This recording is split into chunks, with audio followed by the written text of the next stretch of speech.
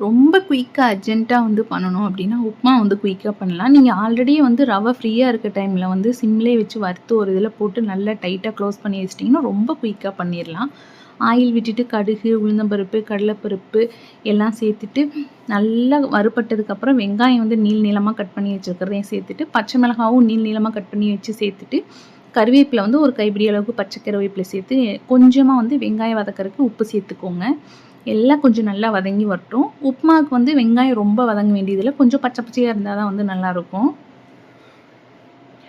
நான் வந்து 1 cup ரவைக்கு 3 cup அந்த மாரி வந்து தண்ணிய வந்து அளவு வைப்பேன்.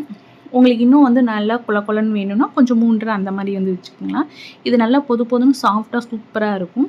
மிக்ஸ் பண்ணி கொஞ்சம் கெட்டிப்படுறப்போ வந்து சைட்ல நெய் ஃபுல்லா விட்டுட்டு, அடுப்பு சிம்லயே இருக்கட்டும். ரவை போட்டதுலேருந்தே அடுப்ப கொஞ்சம் சிம்லயே வச்சுக்கிட்டிங்கன்னா, 3, 4 நிமிஷம் க்ளோஸ் பண்ணி வச்சீங்கன்னா, பெர்ஃபெக்ட்டா ரெடி ஆயிரும்.